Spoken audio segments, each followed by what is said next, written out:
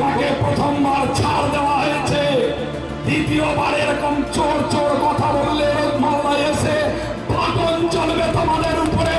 মালদার মানুষ তোমাদের ছেড়ে কথা বলবে না, এটা তুমি জেনে রাখো। ভরা সভা থেকে দলত্যাগীদের বাটাম মারার নিদান তৃণমূল নেতার মুখে। মঙ্গলবার মালদার এক সভায় এমনই বিস্ফোরক মন্তব্য করেন মালদার জেলা তৃণমূলের সভাপতি আব্দুর রহিম বক্সী। এরপর মালদা থেকে সামনে আসে একটি ভিডিও, যাতে দেখা যাচ্ছে তৃণমূলের দলীয় পতাকা হাতে কয়েকজন দুষ্কৃতী রাস্তায় একটি বাইক দাঁড় করিয়ে পতাকার লাঠি দিয়ে অনবরত মারধর করছে চালককে। জানা গেছে, দুষ্কৃতীদের মধ্যে একজন নওদা যদুপুরের তৃণমূল অঞ্চল সভাপতি বকুল শেখ, যাকে 2016 সালে একাধিক অভিযোগে গ্রেপ্তার করেছিল পুলিশ।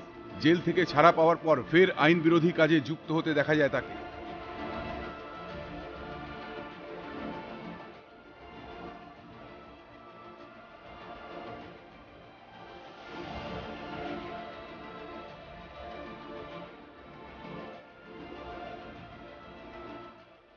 তিনি যেভাবে কথা বলেছেন, আমাদের বাংলার মানুষ, আমাদের মালদার মানুষকে অপমানই করেছেন, অপমানের কথা বলছেন। নিজে এক দল থেকে অন্য দল চলে গেছে। এখানে আমরা একটা প্রমাণ পেয়েছি, একটা প্রমাণ হচ্ছে একটা ভিডিও ফুটেজ পেয়েছি যে উনি আমাদের লোকদেরকে মারছে, পেটাচ্ছে, খুব জোরে পেটাচ্ছে, একটা লাঠির সঙ্গে, একটা ফ্ল্যাগের লাঠির সঙ্গে। এটা তো প্রমাণ আমরা পেয়েছি। যদিও অভিযোগ অস্বীকার করেছেন মালদা জেলা তৃণমূলের সভাপতি আব্দুর রহিম বক্সী। কংগ্রেস কি আছে মালদা জেলায়? কংগ্রেসই না তো কংগ্রেসে মারবে কোথায়?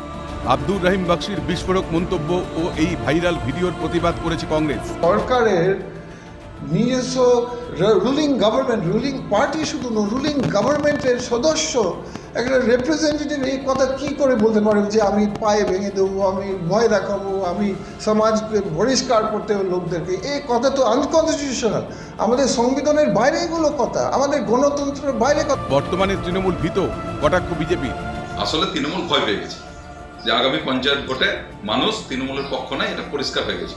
তার জন্য তারা একটা ভয়ের পরিবেশ সৃষ্টি করে, বিরোধী দলের যাতে মানুষ যেতে না পারে, বিরোধী দলগুলো যাতে রাজনৈতিক কর্মকাণ্ড অংশগ্রহণ না করতে পারে, তার জন্য বিভিন্নভাবে অত্যাচার, ভয় দেখানো, মারধর, কেস দেওয়া, বিভিন্ন জিনিসগুলো করছে। পঞ্চায়েত ভোট যত সামনে আসছে ততই কুকথা ও হিংসার রাজনীতির ছবি ধরা পড়ছে বাংলায়।